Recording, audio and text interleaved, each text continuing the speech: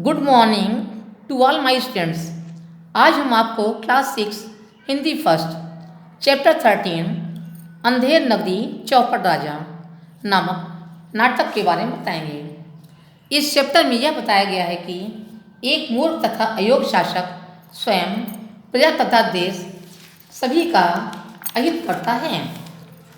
अंधेर नगरी चौपट राजा नामक नाटक के लेखक आधुनिक हिंदी साहित्य के पितामह भारतेंदु हरिश्चंद्र जी हैं।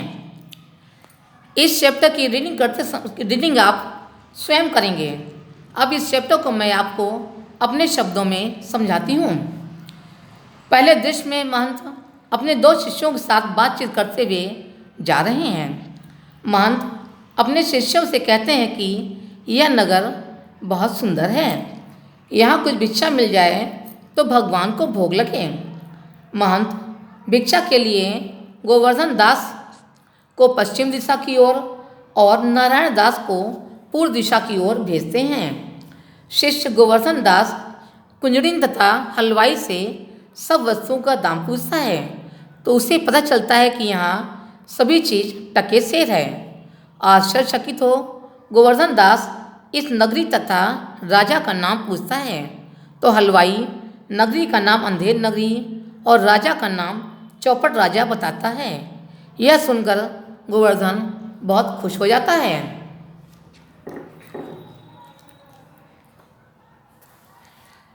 बहुत खुश होकर कहता है कि वाह क्या बात है, अंधेर नगरी चौपट राजा, टकेसेर भाजी टकेसेर खाजा। गोवर्धन भिक्षा से प्राप्त 7 पैसे में 3.5 से मिठाई लेकर महंत के पास आता है। शिष्य गोवर्धन से इस नगरी के बारे में सुनकर महंत गोवर्धन को समझाते हुए कहते हैं कि हमें यहाँ रहना ठीक नहीं है, हमें तुरंत यह स्थान छोड़ देना चाहिए। किंतु गोवर्धन इस नगरी को नहीं छोड़ना चाहता, अतः महंत शिष्य नारायण दास के साथ चले जाते हैं। दूसरे दृश्य में एक फरियादी राजा के पास आता है क्योंकि कल्लू बनिए की दीवार गिरने से उसकी बकरी उसके नीचे दब गई थी।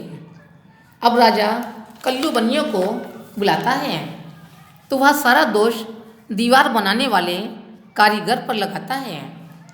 अब राजा कारीगर को बुलाता है तो वह कहता है कि चूने वाले ने चूना इतना खराब बनाया कि दीवार गिर गई। इस प्रकार क्रमशः यह दोषारोपण चूने वाले, भिस्ती, कसाई, गडेरिए तथा कोतवाल पर लगाया जाता है। राजा कोतवाल से कहता है कि तुमने इतने धूमधाम से सवारी क्यों निकाली कि गडेरिए ने घबराकर बड़ी भीड़ भेज दी। इस प्रकार अंत में राजा कोतवाल को फांसी पर चढ़ाने का हुक्म देता है। तीसरे दृश्य में गोवर्धन आराम से मिठाई खा रहा है, तभी 2 सिपाही उसके पास आते हैं। गोवर्धन घबरा जाता है। पूछने पर वे बताते हैं कि तुम मोटे हो, इससे तुम्हें फांसी दी जाएगी। इस पर गोवर्धन कहता है कि भला साधु संतों के साथ कोई ऐसा मजाक करता है।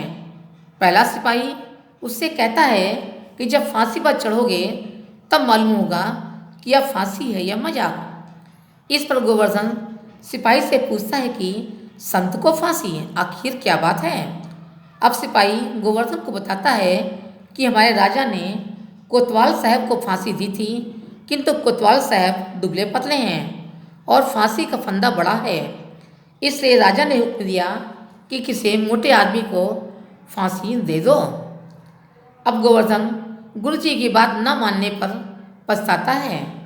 सिपाही जबरदस्ती गोवर्धन को पकड़ कर ले जाते हैं। गोवर्धन चिल्लाता है कि मुझ बेकसूर को फांसी क्यों देते हो, मुझे छोड़ दो। अंतिम समय में गोवर्धन अपने गुरु को पुकारता है, तभी महंत जी आ जाते हैं। महंत गोवर्धन की दशा देखकर कहते हैं कि बच्चा तेरी ऐसी दशा। गोवर्धन पूरी कहानी विस्तार से महंत जी को बताता है कि किस प्रकार ये लोग मुझे फांसी दे रहे हैं। यहाँ महंत सिपाहियों से कहते हैं कि मुझे अपने शिष्य को अंतिम उपदेश देना है, इसलिए तुम लोग हट जाओ। सिपाही के हटने पर गुरुजी अपने शिष्य के कान में कुछ कहते हैं। गुरुजी की बात सुनकर गोवर्धन कहता है, तब तो मैं ही फांसी पर चढ़ूँगा। महंत कहते हैं कि नहीं बेटा, हम बूढ़े हैं, हमको फांसी पर चढ़ने दो। दोनों की बहस सुनकर सिपाही आश्चर्यचकित हो एक दूसरे को देखते हैं। राजा, मंत्री और कोतवाल भी आ जाते हैं। अब राजा महंत से पूछते हैं कि बाबा जी, आप क्यों फांसी पर चढ़ेंगे? इस पर महंत राजा से कहते हैं कि इस समय ऐसी शुभ घड़ी है कि जो मरेगा वह सीधा स्वर्ग जाएगा। स्वर्ग जाने की बात सुनकर मंत्री, गोवर्धन, कोतवाल आदि सभी फांसी पर चढ़ने को तैयार हो जाते हैं, किंतु राजा सबको चुप करा देता है। वह कहता है कि भला राजा के जीते जी और कौन स्वर्ग जा सकता है, हमें जल्दी से फांसी पर चढ़ाया जाए। इस प्रकार राजा को फांसी पर चढ़ा दिया जाता है। महंत शिष्य को लेकर शिष्य को दूसरी ओर ले जाते हैं।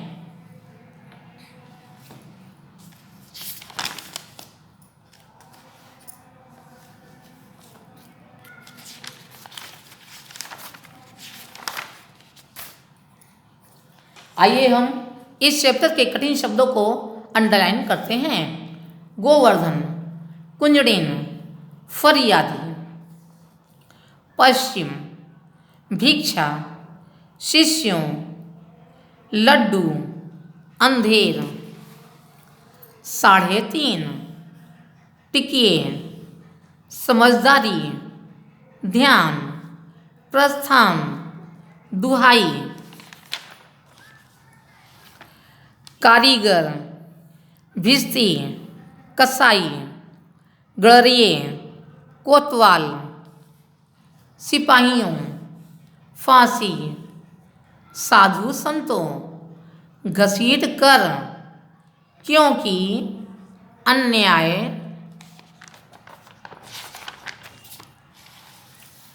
बेकसूर, जुल्म, परमात्मा, अंतिम, सिद्ध, स्वर्ग, आश्चर्यचकित,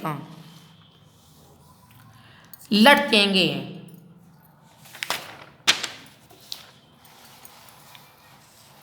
इस चैप्टर का शब्दार्थ आप लोग अपनी नोटबुक में लिखेंगे। आइए अब हम अभ्यास कार्य करते हैं। पहला, सही वाक्यों पर सही तथा गलत वाक्यों पर गलत का चिन्ह लगाइए। का, महंत जी ने अपने शिष्यों को भिक्षा लेने भेजा, सही है। ख, गोवर्धन दास को भिक्षा में अनाज मिला था, गलत है। ग, महंत जी ने अंधेर नगरी में ही अपना डेरा जमा लिया था, गलत है। घ, फरियादी की बकरी दीवार गिरने से दब गई थी, सही है। अंगा, राजा ने कोतवाल को फांसी की सजा सुनाई, सही है। दूसरा, किसने किससे कहा, किसने कहा किससे कहा। का, नगर तो सचमुच सुंदर है, पर भिक्षा भी अच्छी मिल जाए तो मजा आ जाएगा। यह कथन नारायण दास ने महंत से कहा था। खा, सब भाजी टके शेर है, यह कुंजड़ी ने गोवर्धन दास से कहा था।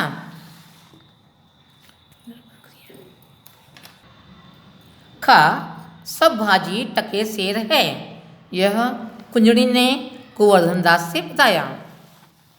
ग, इस नगरी का नाम अंधेर नगरी है, यह हलवाई ने गोवर्धन दास से कहा। गा, इस नगरी को छोड़ देने में ही भलाई है, यह महंत ने गोवर्धन दास से कहा। अंगा, जब सूली पर चढ़ोगे तब मालूम होगा कि फांसी है या मजाक, पहले सिपाही ने गोवर्धन दास से कहा। तीसरा, मिलान कीजिए। का, बकरी मरी, फरियादी की। खा, दीवार बनाई, कारीगर ने। गा, चूने में पानी डाला, भिस्ती ने। घा, मशक बनाया, कसाई ने। अंगा, धूमधाम से सवाई निकली, कोतवाल की। इस चैप्टर के प्रस्तुता की फ़ोटो आपको होमवर्क में दे दी जाएगी। आज की कक्षा बस इतना ही। धन्यवाद।